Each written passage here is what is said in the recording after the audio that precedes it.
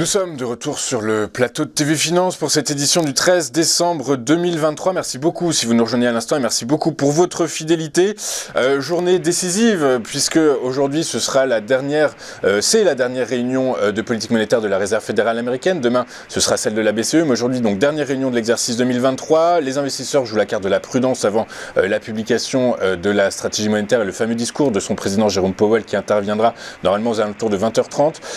En cette attente, plus 0,03% pour le CAC 40 à 7546 points. C'est pour vous dire que les investisseurs ne prennent aucun risque.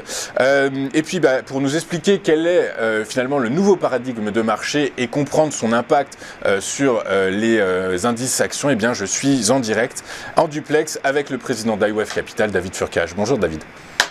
Bonjour Louis-Antoine. Bonjour, merci David d'être avec nous ce matin. Vous êtes donc président d'IWF Capital et avec vous, donc on va revenir sur, on va comprendre qu'en fait, en cette journée de décision de politique monétaire de la Fed, tout ce qu'on comprend en pointillé, c'est très certainement que courant 2024, la Fed va effectuer son pivot, c'est-à-dire effectuer ses premières baisses de taux directeurs. Du coup, les marchés obligataires ont pris de l'avance sur des décisions, les taux souverains se détendent et par la force des choses, ça amène les principaux indices mondiaux vers des résistances majeures.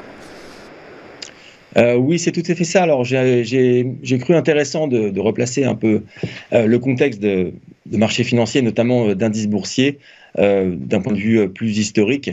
Et le graphique que vous avez sous les yeux mesure l'évolution de la volatilité implicite du marché américain. Vous pouvez voir dans les petits rectangles bleus les évolutions de bull market ou de marchés haussiers.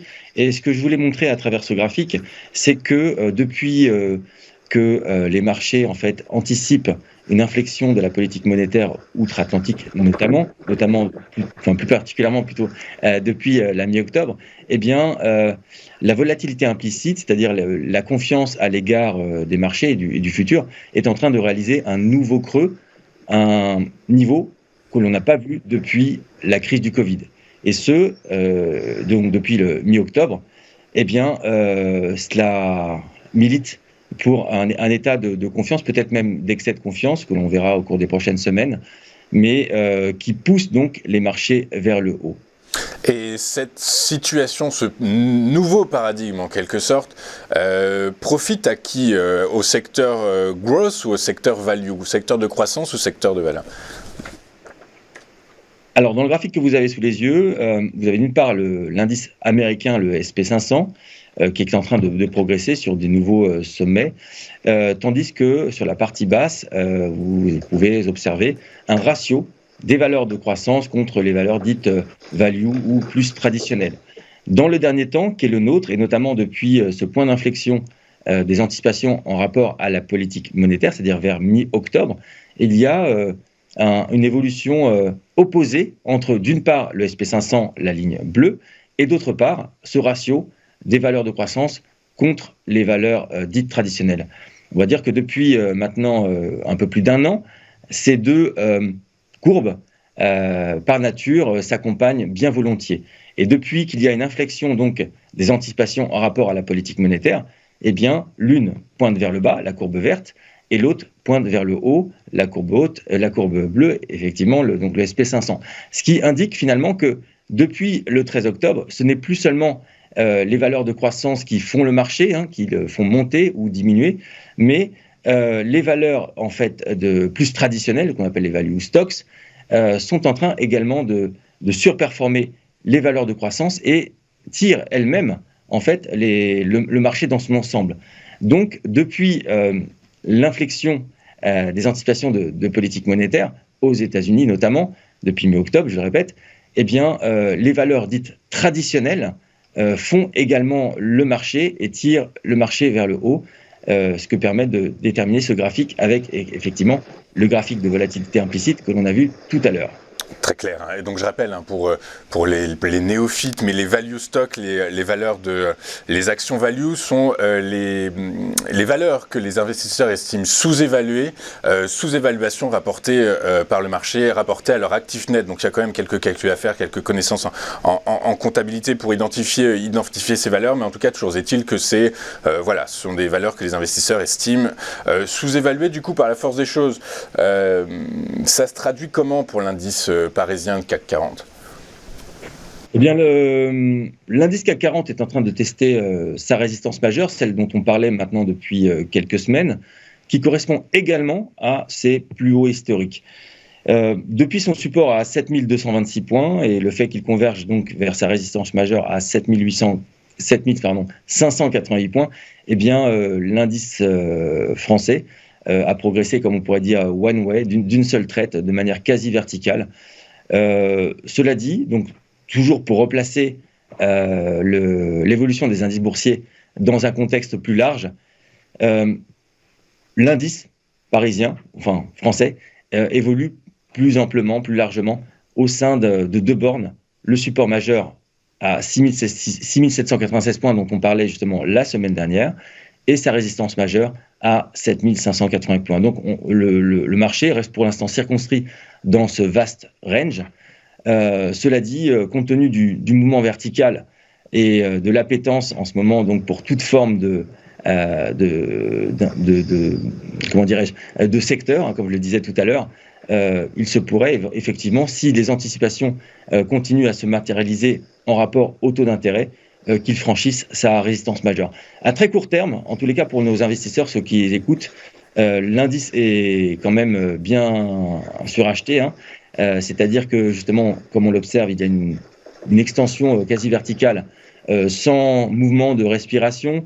Donc il faut être prudent à court terme sur l'indice parisien, même si effectivement il y a, comme on l'évoque depuis le début de l'émission, un changement de paradigme quant aux anticipations sur les taux d'intérêt qui, elles, justement, poussent les indices boursiers vers le haut. Pousse les indices boursiers vers le haut, hein, justement. Donc c'est pour ça qu'il va falloir être très attentif au discours de Jérôme Powell à l'issue de la réunion politique monétaire de la Fed tout à l'heure, donc discours attendu aux alentours de 20h30, parce que toute surprise pourrait être catastrophique pour les indices. Hein. C'est-à-dire que les marchés ont tous pricé une baisse en 2024. Si par hasard Jérôme Powell venait à doucher et une douche froide les marchés financiers, on pourrait assister à des replis importants des indices mondiaux. Indices mondiaux dont fait partie le S&P 500 et qui, à l'image du CAC 40, est lui aussi embarqué dans une chevauchée fantastique vers les sommets. Alors, juste un petit mot, Louis-Antoine, en rapport au discours de Jérôme Powell. Ce sur quoi il faudra se concentrer davantage, c'est le champ sémantique de ce discours, c'est-à-dire, est-ce que pour lui, la croissance est soutenable avec un taux de chômage qu'on observe actuellement, notamment tout à l'heure, c'était pas tout à l'heure, pardon, vendredi dernier, les statistiques du chômage ont été assez bien. Donc en fait, ça veut dire que du point de vue de l'économie américaine, elle se porte assez bien. Et du coup, cela ne milite pas pour une détente sur les taux aussi rapide qu'on l'imagine.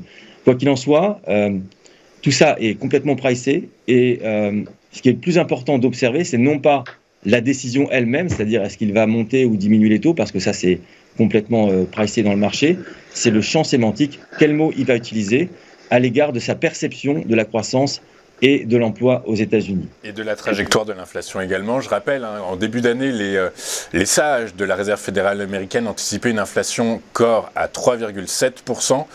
Elle est ressortie à 3,1%, je crois. Du coup, par la force des choses, il y a quand même beaucoup d'arguments qui militent pour une fin de la hausse, une fin du statu quo et un début de baisse de taux directeur courant 2024. Mais vous avez effectivement raison, c'est le champ sémantique qui sera analysé très profondément. On finit donc avec le S&P 500 comme le CAC 40 en direction de résistance majeure. Effectivement, le S&P 500 ressemble peu ou prou à ce qui se passe du côté de l'Europe. Cela dit, lui approche d'une résistance majeure, alors que l'indice français, le CAC 40, approche non seulement d'une résistance majeure, mais de ses plus hauts historiques. Alors, pour l'évolution du SP500, celui-ci est en train de tester, ou challenge, on va dire, en anglais, sa résistance majeure à 4723 points, au-dessus d'un support court terme qui se situe à 4600 points.